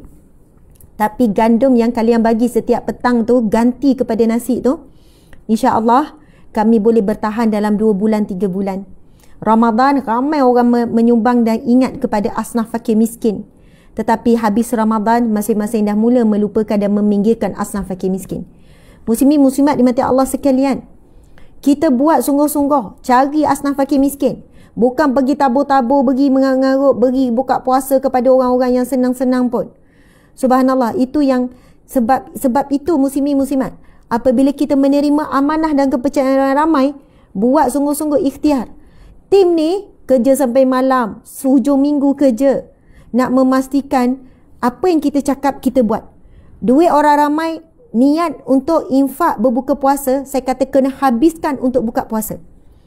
Ustazah, orang bagi ni kan, kalau kita simpan untuk buat-buat benda lain, saya kata orang bagi niat untuk bagi makan buka puasa asnaf fakir miskin, kena habiskan bulan Ramadan juga. Esok kalau saya mati, saya jawab dalam kubur. Awak pun jawab juga. Saya selalu ingatkan tim, saya kata, bukan saya je yang akan jawab duit orang ramai. Semua kena jawab. Semua kena jawab. Jangan ingat saya je. Saya mungkin paling berat lah, sebab orang bagi infak, orang percaya pada saya. Saya tak tahu bagaimana alam kubur saya. Na'udzubillah. Seksa kepada hisab tu. Dan mudah-mudahan Allah permudahkan. Mudah-mudahan kita buat sedaya upaya. Jadi bagaimana seorang sahabat, bila Nabi nak beri amanah, Nabi bukan hanya kata, mula-mula Nabi kata siapa yang nak pedang ni, nak pergi ke medan Uhud ni. Tahu apa sekalian? Perang Uhud, perang yang sangat mencabar. Sebab satu perang yang mana disertai rasa dendam orang kafir. Perang Uhud berlaku bila? Tahun ketiga hijrah. Tahun pertama hijrah, baru hijrah lah Mekah ke Madinah. Tahun kedua berlaku perang Badar. Perang-perang ni bukan sebab Nabi pergi serang, bukan orang Islam. Tetapi orang kafir datang menyerang. Tapi sampai berita kepada Nabi, kumpulan orang kafir daripada Mekah bergabung dengan daerah-daerah kota-kota lain. Datang dalam perjalanan. Lalu adalah orang yang sampaikan khabar, kan, laju-laju menyampaikan kepada Rasulullah bahawa Rasulullah, para sahabat akan diserang. Ni tentera musuh dah ramai dengan kelengkapan apa semua ni. Subhanallah, datang ni, bergabung ni masa perang Badar. Bayangkan perang Badar 1000 musuh, orang Islam 300 lebih. Orang Islam pula bukan di kalangan tentera yang terlatih, bukan ada kelengkapan perang, kan, masing-masing bukan terlatih. Tetapi nak lawan tentera yang terlatih dengan kelengkapan berkuda, pemanah apa semua, macam-macam ada peralatan. Subhanallah. Nabi pun bila dengar tu, Nabi pun ajak sahabat-sahabat pergi menuju ke, maksudnya bertemu di satu tempat, menempuh padang pasir perjalanan yang jauh. Jarak kota Mekah, kota Madinah, Masjid Nabawi, itu kan rumah Nabi, nak menuju ke Medan Badar tu lebih kurang 140 ke 160 km jauh. Jalan kaki, bawah terik matahari. Dan peperangan Badar berlaku di bulan Ramadan saat umat Islam berpuasa. Muslimin muslimat, menempuh perjalanan yang jauh sebab tak naklah musuh datang ke kota Madinah ni. Adalah orang Madinah sambut Nabi, beri perlindungan, beri tempat tinggal. Kan musuh sampai ke kota Madinah, habislah kota Madinah, kan jadi kesan perang. Nabi ajak sahabat pergi ke, akhirnya sampai ke disebut Medan Badar. Para musuh kalah teruk. Kita tahu kalah teruk. Dan mereka tak terfikir mereka akan kalah. Mereka ingat mereka akan berjaya membunuh Nabi Muhammad dan para sahabat, maka mereka boleh kuburkan Islam. Sebab apa? Bila Nabi Muhammad pindah daripada Mekah ke Madinah, Islam semakin subur. Mereka dengar khabar makin ramai orang masuk Islam. Itu yang mereka rancang untuk nekat bunuh. Jadi bila mereka kalah besar dalam perang Badar, masuk perang Uhud, mereka bergabung dengan gabungan yang lebih besar. So itu perang Uhud jumlah berganda lagi para musuh. Persiapan lebih berganda. Gabungan lebih ramai di kalangan orang-orang kafir bukan daripada kota Mekah saja. Dan mereka, perjalanan mereka lebih laju, lebih cepat sampai mereka sampai dekat sangat dengan kota Madinah. Kan jarak medan Uhud, perang Uhud tu dengan Masjid Nabawi 2 km saja. Dekat sangat muslimin muslimat. So itu bila kita keluar je dari kota Madinah dah nampak dah Bukit Uhud. Subhanallah. Bukit Uhud tu, nak kata musuh datang dekat sangat kota Madinah. Perang-perang berlaku di zaman Rasulullah. Bukan Nabi mula dulu. Semua peperangan dicetuskan oleh para musuh untuk bunuh Nabi Muhammad, untuk bunuh para sahabat supaya Islam terkubur. Dan umat Islam perlu bertahan. Masa perang Uhud, muslimin muslimat, kan, mula-mula orang Islam 1,000 orang. Nak lawan berganda-ganda musuh ni. Saya tak ingat 3,000 ke 10,000, tak ingat lah. Tapi ramailah musuh. Minta maaf tak ingat fakta tu. Berlaku pada tahun ketiga Hijrah. Maksudnya lepas setahun perang Badar. Tak sampai cukup setahun. Perang Badar, perang Uhud pula. Muslimin muslimat, di kalangan para sahabat Nabi ramai yang dah tua-tua pergi ke medan perang. Mula-mula 1,000 orang. Lepas tu ada para munafik, orang munafik di kalangan orang Islam beri ni bisikan kepada orang Islam nak pergi perang ni. Kalau kau pergi, kau akan mati. Kalau kau nak anak kau jadi yatim piatu, kau pergilah. Kalau nak isteri jadi ni, ramai di kalangan munafik, dia ngaku Islam tetapi munafik, sebenarnya musuh dan selimut. Duduk bisik. Akhirnya 700 orang je pergi ke perang medan Uhud. 300 orang tak jadi pergi. Subhanallah, sebab terpedaya. Ketika inilah Nabi mengobarkan semangat umat Islam. Sebab dah sampai berita ni, rombongan tentera musuh ni jauh berganda daripada perang Badar. Tentera musuh ini lagi kelengkapan dengan kelengkapan berkuda, kelengkapan dan panglima perang musuh ni pula, kan, Abu Sufyan tak silap saya, maksudnya dikenali panglima perang yang sangat gagah. Jadi memang umat Islam ni, tentera umat Islam merasa takut. Lagi-lagi ada pula orang munafik yang bisik-bisik ni. Sampai 300 orang cancel nak ikut. Masya Allah, Allahu Akbar. Muslimin muslimat, ketika itulah Nabi SAW memberikan semangat dengan hadis yang kita bacakan ni. Siapa yang mahu, Nabi tawarkan pedang Nabi. Siapa yang tak nak pedang Nabi, semua orang berebut. Itu yang saya. Tapi Nabi pun berikan pesanan amanah, kamu kena tunaikan hak pedang ini, menumpaskan seramai mungkin musuh. Subhanallah, muslimin muslimat.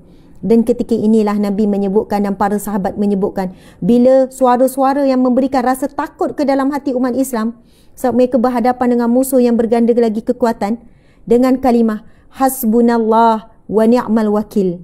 Hasbunallah wa ni'mal wakil. Hasbunallah, cukuplah Allah bagi kami. Wa ni'mal wakil, dialah sebaik-baik penolong. Yang kita share dalam kuliah masa Ramadan hari itu. Ini zikir yang diajarkan oleh Allah. Di dalam Al-Quran dirakam. Ini zikir Nabi Muhammad SAW. Ini zikir para sahabat ketika dihujani perasaan gerun di dalam hati terhadap musuh. Ini adalah zikir dan doa Nabi Ibrahim AS ketika nak dicampakkan ke dalam api. Ini disebut dalam hadis yang sahih. Saat Nabi Ibrahim AS tidak ada sesiapa yang menolong. Dia betul-betul keseorangan. Dan dia sedang berhadapan dengan api yang begitu marak. Masya Allah. Subhanallah, di sekelilingnya semua tentera-tentera Raja Namrud. Dia dah nak ketika itu mengucapkan kalimah hasbunallah, cukuplah bagi kami Allah. Wa ni'mal wakil, dialah sebaik-baik penolong, dialah sebaik-baik penindung, dialah sebaik-baik wakil. Sebab itu muslimin muslimat, saat anda susah, saat anda sukar, saat anda terduduk, saat anda buntu, saat anda rasa sempit dada, rasa macam dunia ini macam sangat menyakitkan, lidah tu cuba sebut ulang-ulang hasbunallah wa ni'mal wakil. Cukuplah Allah bagiku. Allah itu cukup bagiku. Islam ini cukup bagiku. Iman dalam hati ini cukup. Ini nikmat yang begitu besar. Diri kita ni dah cukup besar dah nikmat ni. Allah itu cukup bagiku. Sebab pada Allah ada segala-galanya. Pada Allah, Allah lah pemilik rizki. Allah lah pemilik segala, penetap segala urusan. Hasbunallah, cukuplah Allah bagiku. Cukuplah Allah bagi kami. Wa ni'mal wakil, dialah sebaik-baik wakil dalam urusanku. Dialah sebaik-baik pengurus. Dialah sebaik-baik penolong. Wakil itu umum. Al-Wakil. Kan nama Allah SWT ada Al-Wakil. Kan? Wakil. Kalaulah kita kata, saya wakilkan kamu untuk mesyuarat. Maksudnya kita yakin dan percaya pada orang ni boleh jadi wakil kita. Kalau orang ni kita tak percaya, kita tak akan wakilkan dia. Kita tahu dia boleh bawa bincang elok-elok. Subhanallah, wakil. Wakil ni orang yang diberikan kepercayaan. Kita tak akan hantar wakil ini. Bila kita sebut hasbunallah wa ni'mal wakil, cukuplah Allah bagiku, bagi kami. Dialah sebaik-baik wakil. Maksudnya kita serahkan urusan kita kepada Allah. Masya Allah. Ini adalah doa orang yang bertawakal. Sebenarnya perkataan tawakal ada kaitan dengan wakil tu. Sebab itu orang yang bertawakal bermaksud orang yang setelah dia berdoa dan dia berusaha. Usaha dan doa kena seiring. Lalu dia menyerahkan sepenuhnya kepada Allah. Itu maksud tawakal. Tawakal tak ada. Tawakal tidak sah tanpa usaha. Tawakal tak sah tanpa usaha. Tawakal yang sah adalah berserta dengan usaha, doa, barulah tawakal. Dan usaha tu mesti bersungguh-sungguh. Usaha tu mesti sedaya upaya. Lagi kuat usaha, lagi kuat tawakal dia. Doa kena seiring muslimin-muslimat. Jangan terlalu banyak usaha. Tawakal kurang, doa kurang. Na'udzubillah. Bimbang jadi kufur dengan Allah. Akhirnya bila diuji dengan kemewahan, kekayaan, kemudahan, kesenangan, kelapangan, kita semakin jauh, sibuk dengan urusan-urusan dunia, kurang sangat baca Quran, kurang sangat zikir. Bangun malam dah tak larat sebab tidur lewat, uruskan banyak urusan ni. Na'udzubillah min zalik. Na'udzubillah. Kalau begitu, itu satu petanda dan petunjuk yang berat yang kita kena uruskan, kena settle tu. Tak boleh biarkan macam tu. Bimbang apa yang kita sibukkan dunia ini sebenarnya penghalang kepada akhirat dan kedekatan kita kepada Allah. Muslimin muslimat, dalam perang Uhud lah Rasulullah SAW luka. Tidak ada perang lain yang menyebabkan luka sebegitu dahsyat sebagaimana perang Uhud.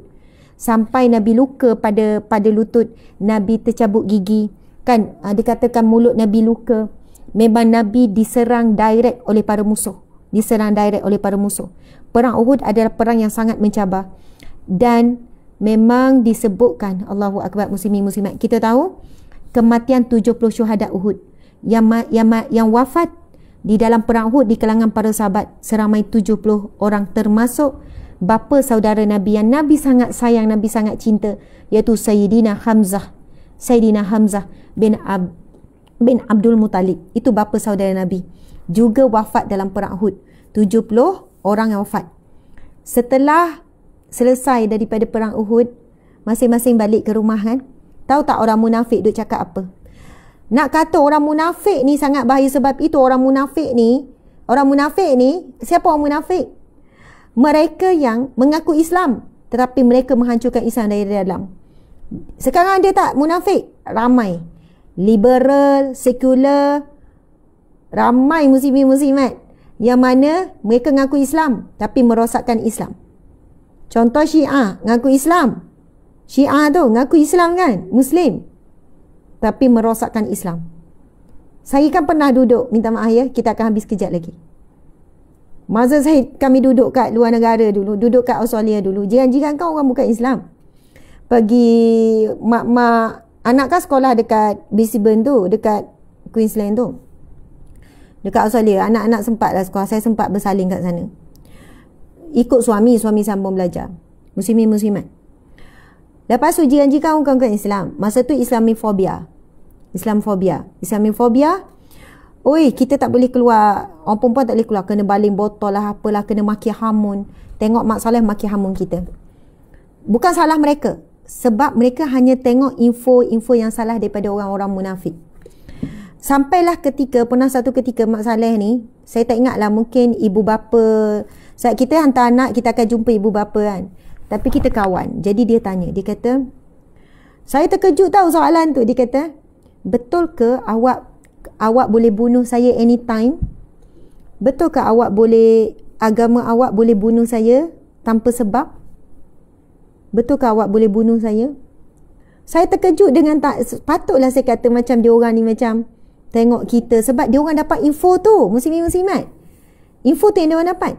Tak tahulah video apa yang dia orang dapat kan. Saya kata, kenapa tanya macam tu?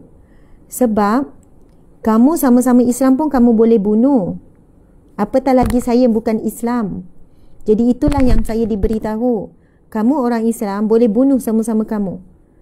Boleh bunuh? Ya, macam dia pun sebutlah yang berlaku di sini.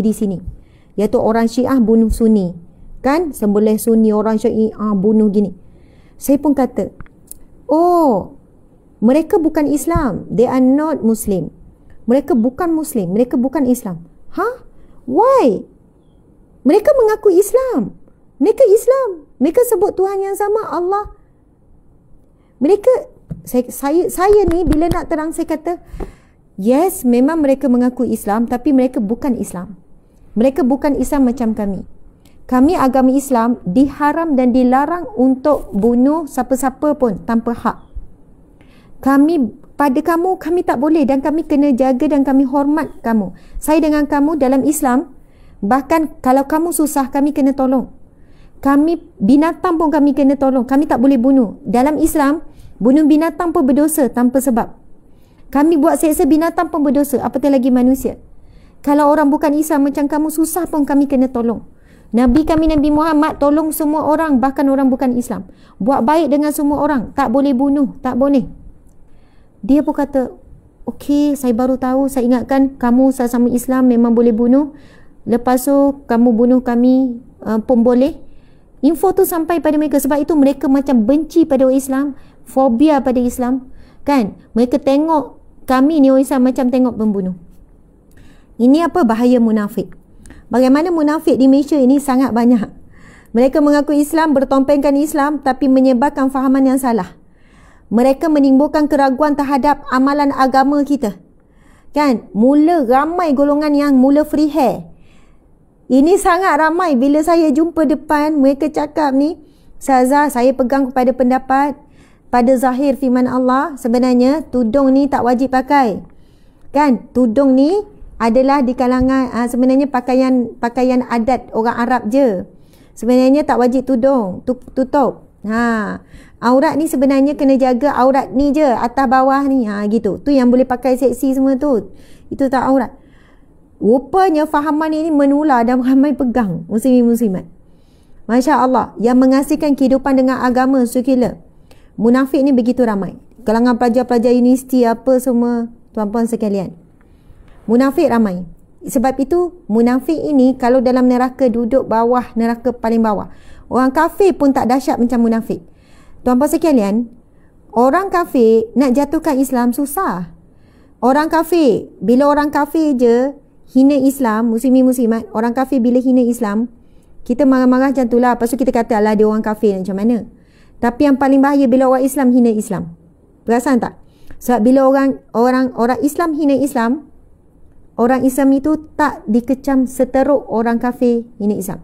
Satu lagi, orang Islam hina Islam dalam bentuk perbuatan ke apa ke. Sebab tu kita kata founder-founder ni kan memang dahsyat-dahsyat setengah tu. Buat video-video yang dahsyat-dahsyat. Orang Islam. Tapi Muslim kan, lepas dah buat perkara teruk, dia pulihkan balik dengan buat benda-benda yang elok.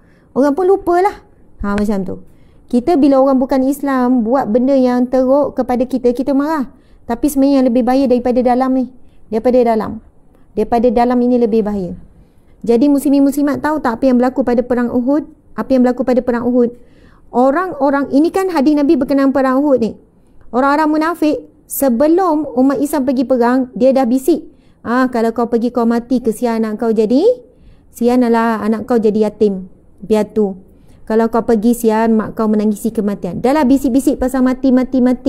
Pasal macam mana kebun kau nak tinggal. 300 orang terpengaruh. Sebab orang munafik. Lepas balik perang, tahu tak orang munafik ni cakap apa? Itulah dah cakap. Kalau tak pergi perang, mereka bisik pula kepada isteri-isteri yang syuhada ni, yang kematian ni. Itulah saya dah cakap hari tu, contoh ayat lah. Itulah saya dah cakap hari tu, kalau kau halang suami kau pergi, tak adalah kau menangis macam ni, kematian suami tiba-tiba. Siapa yang nak uruskan kau? Siapa yang anak-anak ni nak tanggung ni Dia bisik pula dengan ayat-ayat macam tu orang munafik ni. Muslimin muslimat, hati-hati. Takut sifat-sifat orang munafik ni ada pada diri kita. Ada pada diri kita. Subhanallah, bila orang nak buat kebaikan, kita cakap benda-benda yang negatif. Bila orang nak buat baik, kan, kita ni buatkan jalan tu susah. Dan bila orang tu dah buat, lepas tu dah nampak kesannya dari segi zahirnya tu macam teruk ke, buruk ke, dan apa dan sebagainya, mulalah pula kita sebut perkataan-perkataan yang boleh menyakitkan dan melemahkan semangat. Na'udzubillah min zalik. Orang munafik ketika perang Uhud, dia Islam, dia mengaku Islam, tapi sebenarnya dia melemahkan jiwa umat Islam. Dia melemahkan orang-orang yang nak berjuang di jalan Allah. Dia melemahkan orang-orang yang nak berjihad di jalan Allah. Golongan ini begitu ramai hari ini. Subhanallah, melemahkan para mereka-mereka orang yang buat-buat kerja kebajikan, melemahkan orang-orang yang buat kerja-kerja amal ma'ruf nahi mungkar, mencegah kemungkaran dan sebagainya, disusah-susah, disukar-sukar. Muslimin muslimat, di dalam Malaysia ni ada banyak NGO, ada banyak pertubuhan dakwah yang buat sungguh-sungguh, yang telus, yang tidak seleweng, ada banyak, tapi kena usaha, kena cari. Ustazah buatlah ni senarai. Tak boleh. Siapa saya? Masya Allah. Cari telus, cuba follow rapat-rapat, cuba tengok, cuba perhati. Masya Allah, Allahu Akbar. Kadang-kadang ada yang bijak. Ustazah nak pergi tengok, betul tak ni Ustazah buat kutipan untuk tanah 42 ekar? Anytime siapa boleh pergi tengok. Sebab ada yang ada viral tu, saya tak tahulah pihak mana, sebab orang tulis viral umum saja kan, buat kutipan untuk beli tanah, tapi tanah tak ada. Buat kutipan untuk bina madrasah, sampai hari ni madrasah tak ada. Buat kutipan untuk bina masjid, sampai hari ni masjid tak ada. Macam contoh macam tu lah. Sebab itu saya fikir memang boleh. Maksudnya kita buat siasatan supaya kita tahu, kita jadi penyumbang bijak, penginfak dan pewakil bijak. Sebab itu kami, kalau siapa yang nak datang ke site, nak tengok kerja-kerja yang sedang dijalankan, nak tengok tanah 42 ekar tu betul ke tak, nak tengok geran tanah, betul tak 42 ekar ni dah dipindahkan kepada Yayasan Al-Hijrah, semua boleh datang tengok. Kan betul tak nilai sekian-sekian, semua kita transparent. Sebab itu kita dah ada siap pejabat di sana, tim kita tidur dalam hutan tu. Kita dah cakap, kamu dah kena bertugas pagi 8 pagi sampai 5, walaupun kawasan tu kan dengan monyet dengan apa, tapi kita dah tarah kan. Sebab apa? Kita bersedia anytime siapa yang nak datang turun tengok lokasi. Betul ke tak ni? Semua muslimin muslimat. Maksudnya itu tanggungjawab kami sebagai yang mengutip untuk tunjuk bukti. Kami tak marah bila orang kata nak bukti ni, nak tengok ni, ada report tak, ada laporan tak. Saya sendiri pun tak tahu duit masuk keluar, semua accountant. Sebab tu accountant sampai 6 orang. Orang pelik kenapa accountant ramai sangat. Saya kata yang paling susah nak jaga duit keluar masuk untuk infak orang ramai ni. Nak asing, yang ni niat untuk ni, ini niat untuk ni, orang masuk akaun yang sama. Ini niat untuk ni, ini niat untuk ni. Saya kata apa yang diniatkan, buat untuk apa yang diniatkan. Asing, itu yang accountant sampai Ustazah tak cukup. Tak sebanyak nak kena ni. Tapi kena buat. Saya kata kena buat. Saya dah tanya Tok Guru, Tok kata kena buat pengasingan. Kalau orang niat untuk wakaf, niat untuk orang ni, niat untuk ni, kena buat pengasingan. Itu yang kita keluarkan belanja untuk biarlah ramai sikit tim untuk accountant sebab nak uruskan ni. Muslimin muslimat yang mati Allah sekalian, NGO pertubuhan kan masih ramai, banyak lagi yang telus, yang bagus. Tapi kena rajinlah pergi turun padang sekali-sekala, tengok, follow rapat-rapat kan. Masya Allah, insya Allah kita akan jumpa. Sebab kalau kita nak hentikan, kalau kita kata kenapa Acik minta sumbangan orang ramai, kenapa tak usaha sendiri, kenapa tak usaha sendiri berniaga ke apa. Itu yang kami berniaga tu tuan-puan sekalian. Saya berniaga kena kata tunggang agama, penunggang agama. Oi, ramai yang kata saya ni berniaga nak cari dana pun orang kata, minta sumbangan orang ramai pun kata. Sebenarnya sumbangan tu bila kita tak mampu daripada perniagaan untuk bina. Contoh nak bina dengan kadar segera masjid, rumah-rumah warga emas, rumah-rumah OKU, rumah-rumah kebajikan, rumah-rumah anak yatim. Kita kalau nak daripada berniaga tu nak bayar gaji bekerja, memang kami tak sempat. Kita buka peluang orang untuk berwakaf, macam itulah. Tapi kita bukanlah memaksa, macam tu. Kita cuba buat sebaik mungkin, bagi peluang lah kepada orang ramai nak dapat pahala.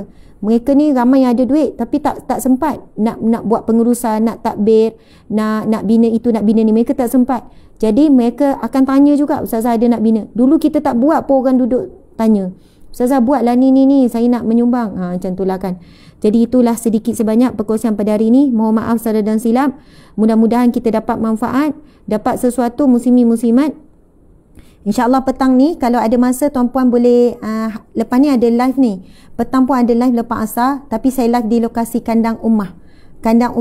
Nantilah apa pula kandang ummah ni, nanti tengok petang ni lepas asar insyaAllah. Saya akan live secara langsung di kandang ladang ternak. Kita ada buat ladang ternak ummah, lembu ada keluasan 4 ekar. Nanti kita tengok dah siap dah banyak pembangunan. Terima kasih banyak. Maksudnya itulah bukti-bukti kita daripada semua ramai kita bina ladang ternak yang berteknologi tinggi. Kita nanti tengoklah lembu-lembu, kambing-kambing ada banyak beratus-ratus, pernah cecah ribu, tapi sebab selalu orang beli, rumah sembelih kita dah hampir dah siap dan kita akan target guna untuk ibadah korban. Itu juga pembinaan tu wakaf orang ramai, yang mana habis tu lembu yang keluar tu ustazah free ke? Macam mana nak free tu apa sekian? Lembu tu ada makanan tu maintenance daripada hasil kita jual. Tapi kita jual dengan harga yang lebih rendah daripada pasaran. Rendah banyak. Daripada lembu, daripada ladang ternak kita ni, muslimin muslimat, daripada ternak ni kita bagi infak percuma kepada asnaf. Sebab itu setiap bulan memang kita agihkan daging percuma kan kepada asnaf fakir miskin. Macam itulah muslimin muslimat, ikhtiar-ikhtiar kita dengan tim-tim. Jadi alhamdulillah, siapa yang nak tengok perkembangan ladang ternak ummah, dah lama saya tak update. Petang ni lepas asar anda akan tengok cantik sangat ladang ternak ni, lembu, kambing yang begitu banyak, ladang yang berteknologi tinggi, rumah sembelih yang sedang proses pembinaan, surau dah siap di Kuala Selangor, Kampung Sungai Yu. Siapa yang nak turun padang nak tengok betul ke, nak ngesahkan, boleh turun anytime. Sebab tu ramai orang turun nak pergi tengok, nak pergi lawat ni, boleh. Itu hasil sumbangan tuan-puan sekalian. Kita tanam terus. Saya duit orang ramai memang tak simpan. Saya kata guna, buat sampai siap. Sampai siap, kita esok mati, esok lusa tak tahu, tapi ladang ternak ini terus berterusan membekalkan daging kambing, daging lembu yang diyakini halal. Kita sendiri uruskan, kita sendiri jaga lembu-lembu kambing tu, bagi makan yang baik, macam-macam lah. Kesimpulannya petang ni hadir sama live insya-Allah lepas asar. Terima kasih tuan-puan sekalian. Mudah-mudahan perkongsian pada hari ini tajuk menganjurkan kebaikan dan hadis yang kita baca berkenaan dengan situasi perang Uhud yang Nabi suruh sahabat-sahabat buat bersungguh-sungguh bila melakukan sesuatu. Mohon maaf salah dan silap. Saya sayang semua. Sahabat-sahabat semua sayang kerana Allah, kerana Rasulullah. Itu sunnah Nabi Kalau kita sayang, cakap sayang. Itulah secara umumnya. Saya sayang semua kerana Allah, kerana Rasulullah. Sama ada yang suka ke, yang tak suka ke, yang sayang ke, yang benci ke, yang kecam ke, yang puji ke, semua sayang belaka. Sebab kalian semua adalah warna-warni kehidupan saya. Tapi kalau boleh janganlah kecam depan-depan, jumpa depan-depan, dekat luar tu saya nampak kalau ada orang tak suka tu kan, dia tengok, dia kenal, tapi muka tu nampak macam tak suka. Mungkinlah kan, saya perasaan saya je. Tapi belakang-belakang cakap tulis tu biasa dah dan tak pernah simpan. Maafkan semua dan tak akan tuntut apa-apa di akhirat. Gitu insya-Allah. Kita tangguhkan dengan tasbih kafarah dan surah Wal-Asr. Bismillahirrahmanirrahim. Subhanakallahumma wa bihamdika asyhadu an la ilaha illa anta astaghfiruka wa atubu ilaik. Bismillahirrahmanirrahim. Wal-Asr innal insana lafi khusr illa allazina amanu wa amilus solihat wa tawasaw bil haqqi wa tawasaw bis sabr. Sadaqallahul azim. Tuan-puan sekalian, muslimin muslimat, terima kasih sangat. Star hari ni sangat tinggi yang bagi star di FB. Lebih kurang dalam hampir 15,000 star. InsyaAllah kami akan manfaatkan STAR tu untuk kerja dakwah dan kerja amal. STAR ni dia jadi 20 sen Malaysia, kumpul-kumpul dia masuk dalam satu akaun. Daripada duit tu bayar gaji. Saya terus serang je buat bayar gaji pekerja, buat bayar gaji staff, tim. Kadang tak suka sebut staff ni, suka tim. Mereka ni lah yang uruskan ladang ternak. Ladang ternak tu jaga-jaga, susah tuan pasal jaga kebersihan apa. Tim ni lah kita bayarlah gaji sepenuh masa buat kerja dakwah, pergi menyantuni asnaf-asnaf. Kalau di Seremban ni sampai basuh, sampai kita masak hari-hari dekat sini, dekat dapur kita, hari-hari pergi hantar.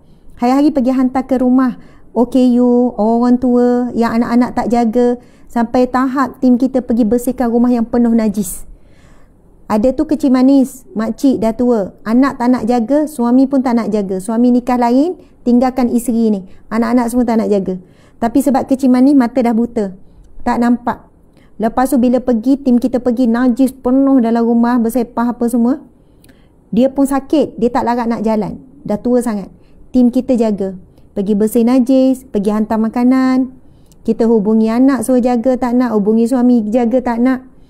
Dekat, kalau aktivis kita ni jaga sampai tahap tu, hari-hari masak beratus bungkus, hantar kepada rumah-rumah. Memang dah ada senarai nama, yang mana datang ambil. Yang kita dah buat siasatan. Sebab itu kita kata tim kita ramai. Ustazah, tim berapa? Bayar gaji ramai mana? Kalau tim kebajikan dakwah dan 30 orang, kalau orang fikir berapa ramai sangat Ustazah sampai 30 orang. Ini belum masuk yang aktivis wakil-wakil negeri, Sabah, Sarawak, Seluruh Malaysia. Apa ramai sangat? Siapa yang buat kerja betul-betul, kerja dakwah, kerja amal ni, mereka akan tahu. Subhanallah. Masak 5 orang contoh kan. Masak untuk beratus-ratus, bungkus, bawang apa semua yang tu lah masak. Lepas tu hantar pula. Berapa orang nak pergi yang hantar? Ini hantar bagi yang OKU, orang tua, orang-orang yang tak boleh datang. Yang datang, mereka datang bersikap dengan motor mengambil makanan. Orang yang betul-betul miskin. Ustazah pergi random je ke hantar? Tak, kita buat siasatan. Tim siasatan lah pula. Mana yang telefon susah, pergi siasat. Betul tak susah? Ke ada orang boleh bekerja? Kalau boleh bekerja, kita carikan kerja. Lepas tu tim dakwah pula. Yang datang mohon kat kita bukan orang Islam saja. Orang India, orang Cina yang susah, fakir miskin, kita pun pergi ziarah. Pergi sampai ke rumah, tengok daif, baiki rumah. Cuma kadang-kadang tim kita ni kurang aktif, share je. Kan, Ustaz? Cuma tim kami ni, dia macam kadang tu mereka ni dah terlalu sibuk buat kerja ni. Saya tengok diorang ni memang tak rehat. Diorang selalu kata, Ustazah tak cukup lagi lah tim. Kami tim apa ni? Oh, kami tim baik pulih rumah. Bila pergi ziarah, banyak rumah bocor, banyak rumah pecah bawah. Kesian Ustazah. Kami tim baik pulih rumah. Kami tak cukup lah orang. Gini-gini. Ada tim mengemah rumah-rumah asnaf ni. Rumah-rumah orang tua yang teruk sangat ni. Saya kata sabarlah, kita tak ni. Sebab tu saya kata STAR kan semua ramai, kita bayar gaji. Bayar gaji sebab mereka ni buat kerja sepenuh masa. Mereka ada anak isteri. Itulah, kalau siapa yang tak percaya datang ke Senawang, 15 lot kita sewa. Sebab tim ramai 140 orang. Tim dakwah, tim kebajikan, tim sahabat maaflah, ini siapa yang nak left lah. Saya cerita je ya, saya cerita. Kuliah dah habis. Kalau siapa kata Ustazah ni patut habis pukul 8, dah 8.40. Tapi alang-alang saya bercerita ya. Siapa yang datang dekat area Senawang, sebab tu ada orang satu bas datang ziarah. Tak habis lot bila datang. Sewa semalam, naik sewa. Kami belum mampu nak beli bangunan. Tak mampu beli bangunan. Menyewa. Bangunan satu-satu tu nak jual 800,000, 1 juta. Ui, mana ada duit, kami menyewa. Tapi semalam, ejen ni dah bagi tahu sewa naik. Dulu sewa 2,000 lebih atas, sekarang nak naik 4,000. Dulu corner lot tu sewa sekian, sekarang naik sampai 8,000. Dahsyat lah. Dulu kawasan tu tak naik. Bila kami dah sewa-sewa, naik. Oh, dia orang naikkan sewa. Kita pun cek balik, ya Allah. Duit sumbangan anda STAR ni buat bayar sewa, buat bayar tapak kita ni. Ada namanya ISEC. ISEC ni Akademi Ilmu Sahabat Amal Care. Kita ngajar Quran, ngajar Fardu Ain percuma. Asnaf fakir miskin percuma. Tapi kita bayar gaji Ustaz Ustazah. Belajar face to face. Dah ramai asnaf fakir miskin yang tak kenal huruf alibata dah boleh baca Quran. Kita buat percuma, kita buat kempen percuma, kita buat iklan pun tak ramai datang. Ustaz Ustazah ni Hafizah. Belajar sampai Mesir. Ada degree, ada syahadah. duduk stay dekat ISEC. Siapa yang datang ke Senawang, datang ke Risau Semat, tanya nak pergi ziarah ISEC. ISEC tu ringkasan AI Akademi Ilmu, SEC tu SAC, Sahabat Amal Care. Percuma. Belajar online pun percuma, belajar ni kepada asnaf fakir miskin. Tapi bagi yang mampu, bayarlah sikit. Sebab daripada yuran tu kita bayar sewa, yuran tu kita bayar gaji ustaz-ustazah kita. Sebab itu bagi yang mampu kita kenakan yuran. Sejam berapa. Sebab semua tu kan kita mampu, kita menyumbang lah. Tapi bagi asnaf fakir miskin, kami akan buat siasatan. Bila betul-betul asnaf fakir miskin, percuma. Belajar 5 orang pun percuma. Belajar dia dengan anak-anak, belajar pasal solat. Sebab itu dia ada bab fardu ain, bab belajar Al-Quran, macam-macam lah muslimin-muslimat. Anda boleh cari ISAC, AISAC. Sebab banyak sangat benda buat. Itu yang jadi macam kadang tu kan, Ustazah ni buat apa nampak sibuk nampak macam ceramah sikit, macam sibuk lebih-lebih. Itulah dia tuan-puan sekalian. Itu lepas tu ladang ternak sibuk muslimin-muslimat, perkampungan Al-Hijrah tu kan. Lepas tu kita buat pengurusan jenazah lah, urus orang-orang ni macam-macam lah muslimin-muslimat. Kita cubalah apa yang mampu kita buat. Jadi sekadar itulah ya. Sebab saya ada ceramah satu lagi sekejap lagi pukul 10. Betul ya Ustaz? 10.30 ada ceramah. Ada ceramah, lepas tu petang ada live dekat ladang. Terima kasih semua sekali lagi. Mohon maaf salah dan silap sekali lagi. Jemput datang kat tempat kami beroperasi di Senawang, tepi ni. Tepi apa nama? Tepi Maidin. Kalau datang hari biasa pagi sampai petang, kata nak pergi tengok lawatan tapak, kami bawa jalan. Semua ada lebih kurang 15 premis, atas bawah apa semua. Nak tengok tim bekerja. Sebab tu kalau ada ustaz-ustaz datang, rombongan datang, saya round semua. Saya tunjuk dia orang. Okey, ni bahagian media. Oh, satu rawat kasang. Okey, ni bahagian penyelidikan. Okey, ni. Supaya orang nampak, bukannya kita ni reka-reka macam itulah kan. Na'udzubillah, bimbang kan. Okey. Itulah dia. Assalamualaikum warahmatullahi wabarakatuh. Okey Ustaz, boleh tutup dah. Sayang semua, masya-Allah.